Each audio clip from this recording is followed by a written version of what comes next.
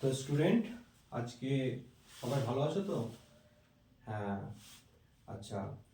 তো দেখো, তোমরা সবাই স্কুল আসার সময়তে রাস্তার ধারে কোথাও কলকারখানা দেখেছো? হ্যাঁ, তোমাদের স্কুল থেকে আসার সময় কিন্তু রাস্তাতে কিন্তু একটা কলকারখানা আছে। সেই কলকারখানাতে একটা চুল্লির মতন থাকে, সেখান থেকে কিন্তু অনেক ধোঁয়া বেরোয়। হ্যাঁ, তোমরা লক্ষ্য করেছো? হ্যাঁ, আচ্ছা। তো আমি আজকে তোমাদের পরিবেশ ক্লাস নেব, ঠিক আছে? আজকে যে ক্লাসটা নেব তোমাদের পরিবেশ, ঠিক আছে? সেই পরিবেশ বইয়ে আজকে কিন্তু তোমাদের পড়াবো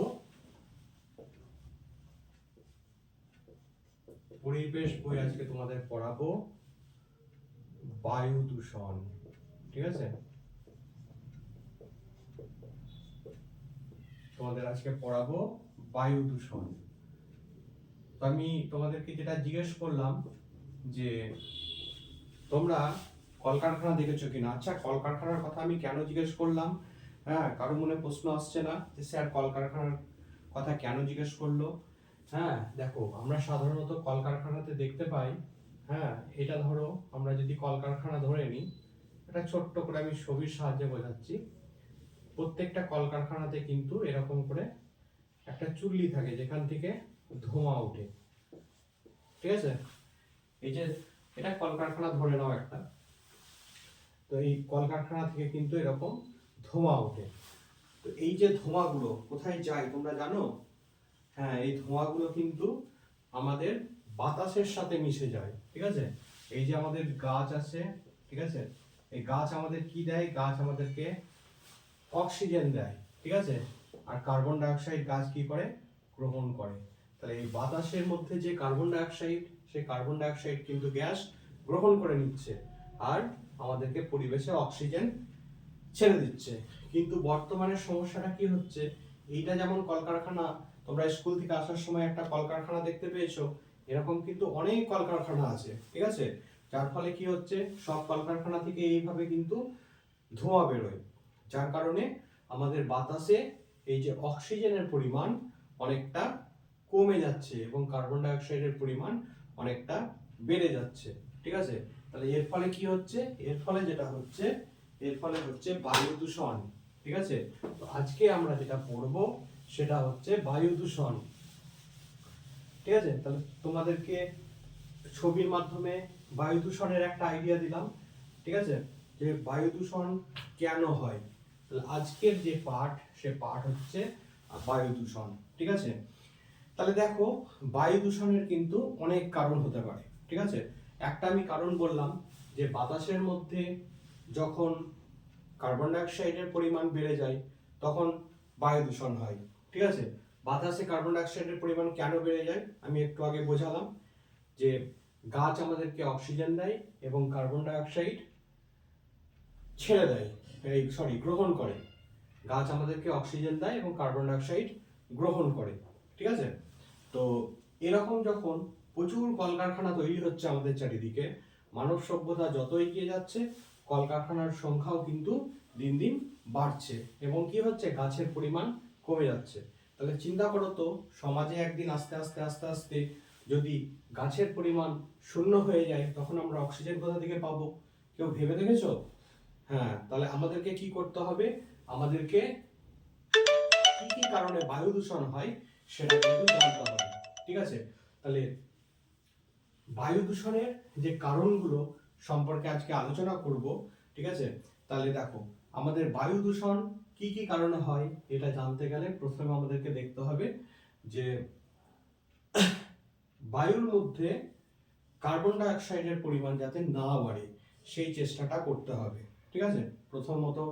দ্বিতীয়ত, আমাদেরকে প্রচুর পরিমাণে গাছ লাগাতে হবে, ঠিক আছে? যত পরিমাণে আমরা গাছ লাগাবো তত কিন্তু বায়ু দূষণ আস্তে আস্তে কমবে, ঠিক আছে? এছাড়াও আরো বিভিন্ন সচেতনতামূলক কাজ আমাদেরকে করতে হবে, ঠিক আছে? যেখানে সেখানে নোংরা আবর্জনা ফেললে চলবে না, ঠিক আছে? কারণ নোংরা আবর্জনা থেকে কি তৈরি হয়, ঠিক আছে? সেগুলো পচে গ্যাস তৈরি হয়, সেই গ্যাস থেকেও বায়ু দূষণ হয়, ঠিক আছে? সব থেকে বড় যেটা বায়ু দূষণের কারণ সেটা হচ্ছে যানবাহন। ঠিক আছে, যানবাহনে কি হয়, যানবাহনে ধোঁয়া যেগুলো ছাড়ে সেগুলোও একটা বায়ু দূষণের বড় কারণ। তাহলে এই সমস্ত কারণগুলি বায়ু দূষণের জন্য উপযোগী। তাহলে আমাদেরকে এই বায়ু দূষণ আস্তে আস্তে কমাতে গেলে কি করতে হবে? তাহলে আমরা প্রথমে জানবো বায়ু দূষণের কারণ। তাহলে কারণগুলো আমরা যদি আলোচনা করি, প্রথমে দেখো বায়ু দূষণের কারণ সম্পর্কে আমরা যদি বলতে পারি, অতিরিক্ত যানবাহন।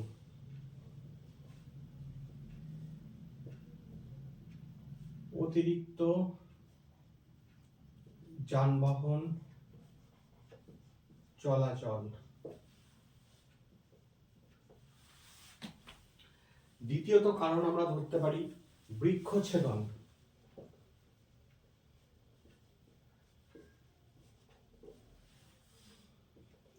তৃতীয়ত আমরা ধরতে পারি কলকারখানার পরিত্যক্ত ধোঁয়া।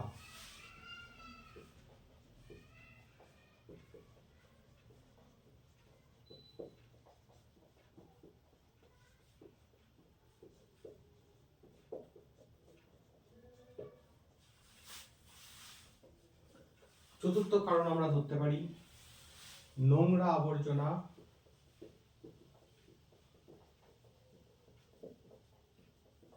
আবর্জনা থেকে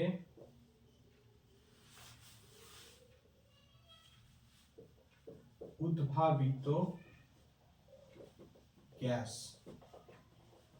মোটামুটি এইগুলোই কিন্তু বায়ু দূষণের কারণ। আরো অনেক কারণ হয়, আমি সবগুলো লিখলাম না, প্রধানত কিন্তু এইগুলোই হয়। ঠিক আছে, তাহলে এইগুলো কিন্তু হওয়ার ফলে কি হচ্ছে, পরিবেশে বায়ু দূষিত হচ্ছে। আজকে আমরা বর্তমানে ফ্রেশ বায়ু, যেটা হচ্ছে একদম মুক্ত বাতাস যাকে বলা হয়। ঠিক আছে, তোমরা প্রত্যেকদিন সকালে উঠবে, সকালে উঠে দেখবে মাঠের দিকে গেলে খুব সুন্দর ফ্রেশ আমরা বায়ু পেয়ে থাকি। কিন্তু যত বেলা বাড়ে আস্তে আস্তে আস্তে আস্তে কিন্তু সেই মুক্ত বাতাস যেটা বলছে, ফ্রেশ এয়ার যেটাকে বলছে, সেটা কিন্তু আস্তে আস্তে বিলীন হয়ে যায়। তার কারণটা কি? তার কারণটা হচ্ছে দিন বাড়ার সঙ্গে সঙ্গে যানবাহনের কিন্তু পরিমাণ, যানবাহন চলাচলের পরিমাণ কিন্তু বেড়ে যাচ্ছে। বৃক্ষছেদন, বর্তমানে আমরা দেখতে পাচ্ছি যে প্রচুর পরিমাণে কিন্তু বৃক্ষছেদন হচ্ছে, যার ফলে কি হচ্ছে, পরিবেশে অক্সিজেনের পরিমাণ কমে যাচ্ছে। কলকারখানার পরিত্যক্ত ধোঁয়া, প্রচুর পরিমাণে কলকারখানা তৈরি হয়ে যাচ্ছে চারিদিকে, যার ফলে কি হচ্ছে, সে কলকারখানা থেকে পরিত্যক্ত ধোঁয়া যেটা, সে পরিত্যক্ত ধোঁয়াগুলো কিন্তু পরিবেশের সাথে মিশে যাচ্ছে, যে কারণেও কিন্তু বায়ু দূষণ হচ্ছে। চতুর্থত আমরা দেখছি যে নোংরা আবর্জনা থেকে উদ্ভাবিত গ্যাস। আমরা বিভিন্ন জায়গাতে কি করছি, বাড়ির নোংরা পচনশীল জিনিস সব ফেলে দিচ্ছি, সেখান থেকে একটা বিষাক্ত গ্যাস তৈরি হয়। সেই গ্যাসটাকে কি বলে জানো? সেই গ্যাসটাকে বলে মিথেন। ঠিক আছে, তো সেই মিথেন গ্যাস যখন উদ্ভাবন হয় তখনও কিন্তু বায়ু দূষিত হয়। তাহলে এই সমস্ত মোটামুটি কারণগুলো বায়ু দূষণের কারণ হিসাবে আমরা জানতে পারি। ঠিক আছে, তো তোমাদেরকে আজকে বায়ু দূষণের কারণ সম্পর্কে পড়ালাম।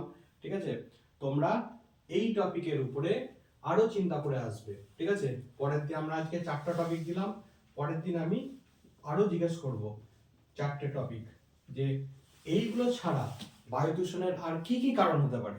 ঠিক আছে, এবং পরের দিন আমরা আলোচনা করব যে বায়ু দূষণের কারণ আমরা যেমন জানলাম, সেরকম এই বায়ু দূষণকে রোধ করার কি উপায় সেটা সম্পর্কেও কিন্তু আমরা পরের দিন জানবো। ঠিক আছে, তাহলে আজকের মতন এই বায়ু দূষণ আমরা যেটা নিয়ে আলোচনা করলাম সেটা কিন্তু তোমরা বাড়িতে তোমাদের পাঠ বইয়ে যেটা আছে সেটা ভালো করে পড়ে আসবে, এবং বায়ু দূষণের আরো কি কি কারণ হতে পারে সেগুলো কিন্তু তোমরা জেনে আসবে।